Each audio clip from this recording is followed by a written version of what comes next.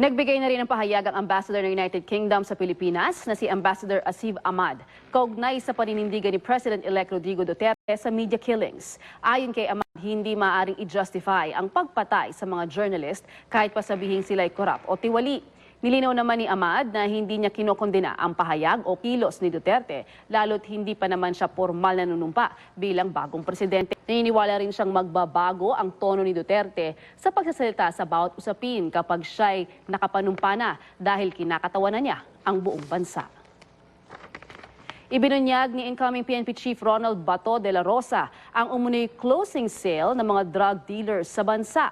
Ayon kay De La Rosa, ibinebenta ng mga drug dealer ang hawak nilang droga sa murang halaga bago formal na pumasok ang administrasyong Duterte. Ang ibang araw drug dealer may promo pang shabu now, pay later. Diskarte raw ito para mangongolekta na lang sila ng pera kapag naupo na si President-elect Rodrigo Duterte simula sa June 30. Sabi ni De La Rosa, pinakamatindi ang problema sa droga sa Regions 3, 4, 6, 7, National Capital Region at Autonomous Region in Muslim Mindanao o ARMM. At para raw maging epektibo ang kampanya kontra droga, muli ginit ni De La Rosa na uunahin niyang linisin ang hanay ng pulisya.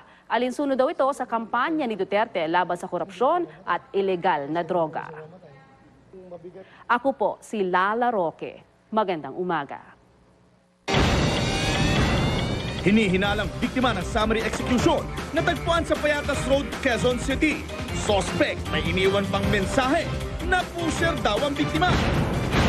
Dalawang lalaking rider patay nang magtangkang umiwas sa checkpoint at makipagbarilan sa mga pulis sa Quezon City.